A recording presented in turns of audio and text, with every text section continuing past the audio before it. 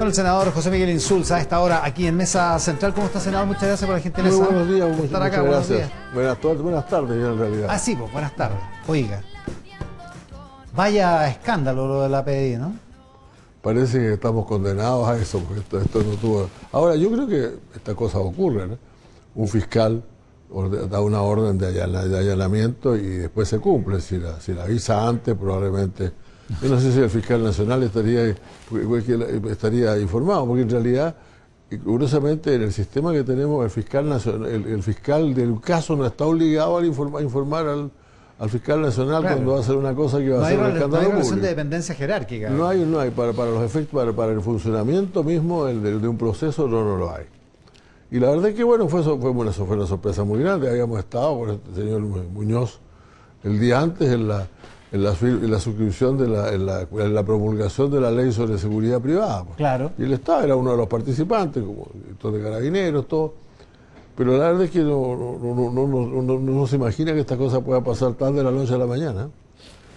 Ahora, ¿le parece totalmente normal entonces que el gobierno haya sido sorprendido por esto? Digamos, el sí, Ministerio me parece que, no, mire, que realmente, bueno, guardando las cosas como corresponden, sería bueno avisar un poco antes para preparar por último, informar al momento en que se está produciendo ya el allanamiento, porque eso ciertamente evita la sorpresa y no obliga a salir atalantado a hacer cualquier declaración sobre cualquier cosa. A propósito de atalantado, ¿cómo vio la reacción del gobierno? Porque hay muchos que critican que el gobierno tuvo como vacilaciones durante el día hasta que se terminó resolviendo todo. Yo creo que el gobierno prefirió resolver la situación antes de anunciar que estaba haciéndolo. Eso está bien. O sea, primero tenía que asegurar que el señor renunciaba y que no iban a tener un problema por eso, no iban a tener que pedirle la renuncia, pero buscaron una cosa mixta, como que le pidieron que renunciara, renunció y le dieron las gracias por renunciar. Pero igual el gobierno estaba en un zapato chino porque con el general Yáñez tuvo otra actitud. Eso es bueno, sí, pero también puede ser casos distintos. Pues el caso del general Yáñez era un proceso que ya venía hace algún tiempo. Ahora, lo curioso del caso del general Yáñez es que le fijaron esta fecha de formalización para 4 meses después. Pues. Sí, están a punto de cumplirse 72 horas. Están a punto de cumplirse el programa, sí, efectivamente. Y este señor, en cambio, salió rápidamente. Ahora, la evidencia debe ser muy fuerte, muy sólida, yo no la conozco, pero ahora, hoy día, bueno, yo creo que muchas veces, como comentaba hace un momento, hoy día la gente no está acostumbrada a que por decir alguna cosa, por contar alguna cosa, se cometa un delito, ¿no? Antes esto no ocurría porque no había teléfonos celulares, no había toda esa información. Por lo tanto, si el señor Muñoz hubiera sido director de investigación hoy día, alguien tendría que haberlo acusado de que lo escuchó informar al señor Hermosilla. Porque no habría quedado registro. Claro, lo que pasa es que... Ahora, eso para la gente común y corriente, pero para el director de la PDI, para un abogado, ¿sí? Ellos los dos tendrían que haber sabido que es... Exacto, lo que pasa es que mucha gente en el mundo de lo público no ha asumido que el fenómeno de la transparencia hoy día está permeándolo todo, y uno tiene que saber todo lo que está pasando, saber que cualquier cosa que diga o cualquier cosa que haga, existe la posibilidad de que sea, de que se conozca. Ya, pero una cosa es que, un día se le filtren los WhatsApp a usted y ande, qué sé yo, pelando a alguien, ya. Claro. Otra cosa es pasar una cosa que es secreta y que es una obligación y que se cometa un delito, son cosas distintas. El problema es que este es un delito, efectivamente, no solamente una filtración inocua de algo que no está, pero en este caso, el tipo de hecho que se estaba investigando eran aquellos en los cuales se podía cometer un delito al faltar al entregar la información. Porque de alguna manera hace resucitar una cosa que está en la base del escándalo del caso Audio, que es como la evidencia palmaria, la evidencia más rimbombante de que no somos iguales ante la ley, parece, ¿no? De que hay algunos que tienen privilegios.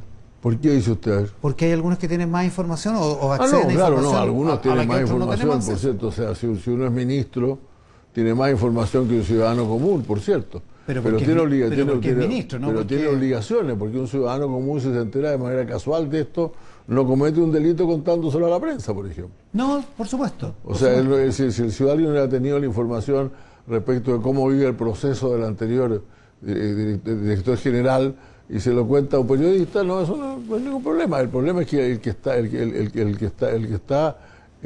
la cabeza de la institución está obligado al silencio, eso sí. Entonces sí, hay más acceso, pero hay más obligaciones también. Por eso, refuerza esta idea de que hay algunos más iguales que otros, como decía yo. Bueno, porque depende del lugar en que esté, pues naturalmente si no es igual, el presidente de la República, el ministro, el jefe de la policía no son iguales que los demás ciudadanos en el sentido de que tienen acceso a mucho más información, pero los abogados penalistas mucho más cuidado. Los abogados penalistas sí deberían ser todos iguales entre ellos. Eso sí. A eso me refiero, porque el que contrata al abogado, que el director de la PDI le pasa información, tiene una ventaja. Yo me imagino que eso debe haber sido una práctica bastante más común cuando no existían todo este tipo de aparatos, etcétera. Sí, claro que a mí me parece que no se me ocurre que un abogado no estuviera tratando de averiguar cómo van las cosas de su cliente, ¿no? Sí, pero otra cosa es que lo haga... Claro, otra cosa es que lo haga legalmente, pero el problema es que él lo hizo recurriendo ni más ni menos que a la única persona que podía saber, que era el director general de la PDI, y el director general de la PDI debía haberle dicho, mira, Luis, yo estoy obligado a guardar secretos sobre esto. Claro. El no hacerlo fue lo que lo fregó. Esa frase hubiera cambiado todas las cosas. Ahora, salgamos de ese asunto, de esa parte del asunto. ¿Cómo queda la PDI y cuál es el impacto de tener a las cabezas de las dos policías con formalizaciones ad portas? Mire, es una muy mala... Yo diría que más que los daños reales, efectivos, materiales, yo creo que el daño de la imagen es siempre malo, siempre negativo.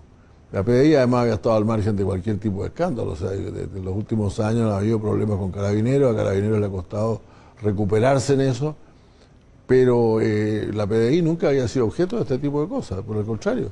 Cuando uno se reunía, por ejemplo, con la PDI para discutir nuevos proyectos de ley, etcétera, y se preguntaba cómo afectaba esto, decía, sí, nosotros estamos absolutamente dentro de la ley, no tenemos ningún problema. El problema es que no cumplieron, el director general no cumplió una ley que es básica, que es guardar el sigilo que tienen que tener los investigadores, porque si alguien habla sobre las cosas tienen que ser los fiscales, no los investigadores. No, claro. Ahora, en teoría, entonces, en su opinión, ¿no debería afectar esto el funcionamiento de la PDI? Yo espero que no, pero mire, es difícil decirlo.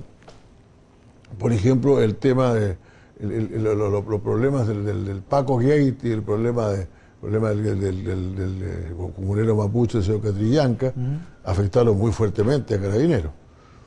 La información de que iba a ser imputado su general director no causó no se vio en las encuestas, por así decirlo, entonces es un poco difícil saberlo. Difícil saber. Yo creo que la PDI ha reaccionado bien. De hecho, se allanó, o sea, las puertas se abrieron absolutamente, no hubo ninguna dificultad, nadie pidió ningún tratamiento especial, y yo creo que sí que puede salir adelante. Ahora ojalá que estas acusaciones que están saliendo ahora contra sus subrogantes, que van a salir en algunos medios ahora, sean aclaradas también, porque es importante eso. Que no haya ninguna sombra de duda, digamos. Exacto, no haya ninguna sombra de duda sobre él. Sí. Ahora, también llamaba la atención ya cuando la PDI, bajo el mando de Sergio Muñoz, formalizan a su antecesor, Espinosa, y la PDI hace una declaración como subrayando que la presunción de inocencia es un pilar del Estado de Derecho, cosa que es correcta, es cierta, claro. Pero poner ese énfasis parece un poco... Sí, ahora es necesario recordarlo siempre porque olvidemos que estamos en un país en que ya la presunción de inocencia prácticamente no existe, nunca está de más recordarla, ¿no? Pero yo creo que lo principal aquí fue la disposición del afectado de entregar su renuncia el mismo día. Porque a veces el tema, imagínese usted que por X razones, ponemos un caso, el tema del famoso empujón del puente Pío Nono, sí. ¿No? Todo el mundo partía de la base que el señor era culpable y lo sacaron de inmediato, después dijeron que no era culpable y lo absolvieron, pero esas cosas igual afectan muy fuertemente. Yo le confieso que yo cuando era ministro del Interior tenía dudas respecto a esto, que los carabineros hacían cualquier cosa y para afuera. Entonces, para afuera iban los oficiales, ahora los soldados, ahora son todos los carabineros. Pero el general director los puede llamar al retiro de inmediato, aunque haya presunción de inocencia y todo lo que hay, fundamentalmente por el problema de la imagen de la institución. Entonces, el tema de la imagen juega un papel muy fundamental. A lo mejor el señor demuestra que no fue tan grave, o que la información que entregaron era tanta, que a lo mejor que después dice que puede decir que el señor Hermosilla está hablando de más, como se dice en el otro caso, pero el problema es la imagen de la institución. Ahora, El problema es la imagen, desgraciadamente, en las instituciones policiales y militares, la imagen de la institución a veces el daño a la imagen de la institución prevalece sobre la presunción de inocencia. el problema es que el Consejo de Defensa del Estado también piensa que hay elementos contundentes. Bueno, es que sí, mire, yo no conozco las cosas, o sea, pero si el señor le dejó un mensaje en el WhatsApp a Luis Hermosilla, contándole cómo iba el proceso al exterior director general, pues no se necesita probar muchas cosas, esa es la realidad.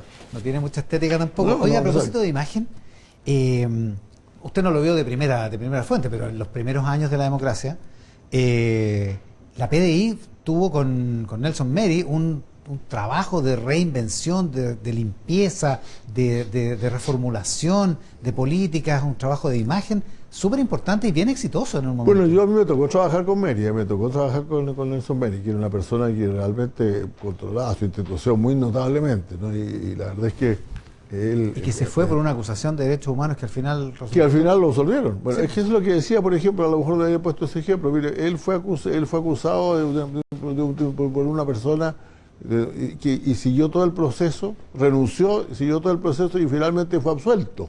No solo eso, la persona que lo acusó fue condenada. Y la persona que lo acusó a él fue condenado. Fue condenada, pero el problema es que en ese momento yo creo que Nelson sintió que el prestigio de la institución se iba a dañar si él siguiera en este proceso mientras fuera director general de investigaciones. Y eso muestra, esa es el tipo de responsabilidad que se pide, que es un poco injusta realmente, porque uno tiene derecho a decir, mire, ¿por qué no me juzgan primero y me condenan después? En este caso me piden la renuncia primero y después me condenan. Pero así ocurrió, ya ha ocurrido con mucha otra gente que ha sido absolutamente inocente después, pero que consideró que el pasar por un juicio siendo director general iba a causar daño a la institución. Ahora, dicho eso, independientemente de que se trata de casos distintos y de naturaleza de acusaciones distintas, el general Yáñez, si se concreta la formalización el 7 de mayo, ¿qué tiene que hacer el gobierno? Mire, yo la verdad es que a mí no me gusta darle lecciones al gobierno, pero usted es una persona experimentada. Hay que ver los términos de la formalización, pero sí esta es una situación muy difícil, efectivamente. Media imposible. Efectivamente, yo creo que ha habido tiempo además para pensarlo y pues, yo supongo que el gobierno tendrá tomado ya algunas decisiones respecto de qué hacer en cada uno de estos casos, ¿no?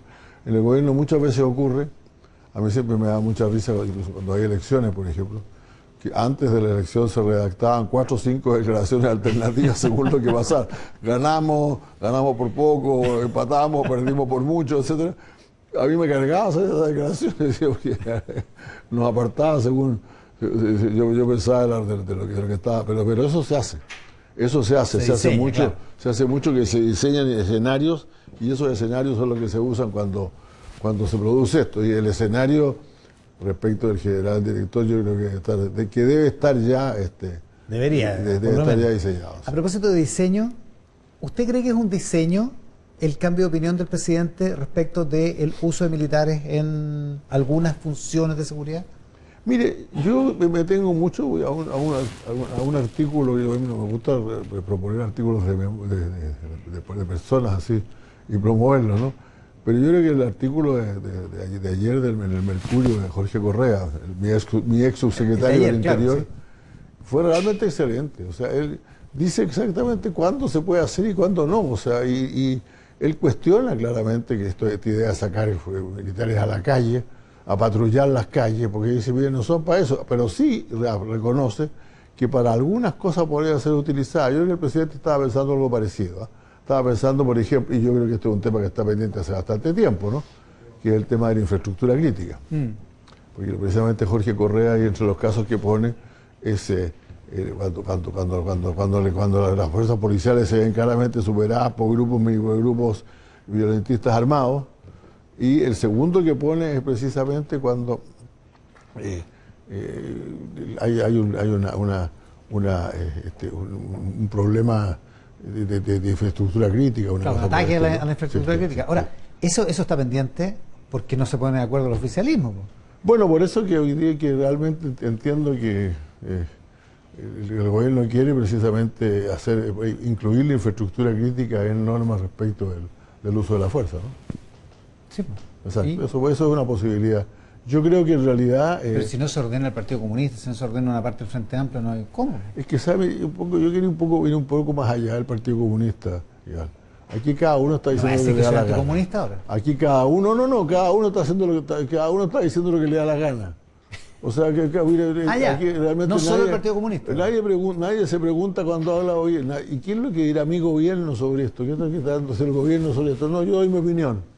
Y la verdad es que de esa manera es muy difícil ordenarse. Poca disciplina. Hoy día yo estaba leyendo acerca de la posibilidad de cada fuerza en las elecciones, muchos le dan muchas posibilidades a la mayoría, etc. Yo creo que la que se ordena mejor, que tenga liderazgo y que muestre ser mejor, más disciplinada, probablemente le va a ir mejor en las próximas elecciones.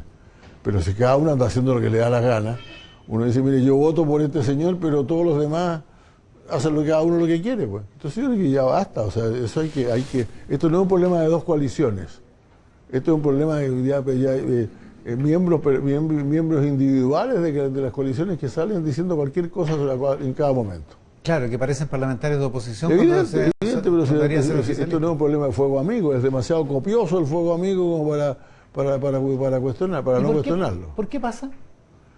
Mire, yo creo que hay dos tipos de problemas, francamente. Aquí hay tres tipos de problemas. Primero, una percepción del futuro político. ¿Cómo me va a ir? Yo creo que eso necesariamente inspira a algunos de los alcaldes que salen a salir con los militares a la calle, que en realidad es hacer pagar el costo a otros, porque saben que ni los militares, ni el gobierno van a estar disponibles para aprobar una salida de los militares con armas largas a la calle. Pero como es lo que la gente quiere, y ahí es donde se producen estos problemas en que la opinión del gobierno tiene que pesar con mucho más fuerza. Mire, yo recuerdo cuando se abolió la pena de muerte en Chile. Nosotros teníamos una encuesta que mostraba que más del 60% quería que hubiera pena de muerte, que querían que hubiera. Pero el presidente Lagos decidió la abolición de la pena de muerte y la enfrentamos y en el Congreso se aprobó. Porque todo el mundo tenía muy claro que este era un gobierno sólido, que no iba a hacer, que también se pagaba un costo por estar en contra del gobierno, ¿no? Pero hoy día algunos parece que no creen que no hay ningún costo por estar en contra del gobierno. Pues. Es que a lo mejor no se paga ningún costo. Bueno, puede ser, pero eso es lo que tenemos que corregir. Pero es el problema de los que cobran la cuenta. Tenemos demasiadas cosas este año por delante. A mi juicio es muy la reforma tributaria, la reforma laboral primero. Se podría salir la reforma tributaria, pero la reforma laboral podría salir pronto si nos ponemos de acuerdo en los puntos que ya sabemos que están y decimos, mire, vamos a estar en esto. Y si se vota de una manera o de otra manera, no importa, va a salir adelante. Pero en eso, como si cada uno tiene su opinión y cada uno encuentra que lo va a hacer mejor, la verdad es que no tenemos mucha posibilidad de terminar estos proyectos. O sea, parte de la dificultad en la provisional es que hay desorden en el oficialismo o diferencia de opinión en el oficialismo. Bueno, eso se mostró claramente en la votación las cosas que le gustaban al gobierno se fueron para atrás, igual que las cosas que no le gustaban. O sea, la reforma fue, y yo creo que fue una decisión desde el punto de vista de que maneja estas cosas en la Cámara de Diputados, fue una decisión acertada. Mire, dejemos vacía la ley y que se arregle esto en el Senado de manera equilibrada. Pero ya tendríamos que estar negociando claramente sobre eso. Pues. ¿Y todavía no está negociando? No, si se está negociando, perdón, ya tendríamos que estar logrando algunos avances por lo menos. Sí, porque por lo menos cuando yo voy a reuniones sobre este tema con gente de mi región, incluso otra, la pregunta es cuánto y cuándo. No me preguntan todos los detallitos, no.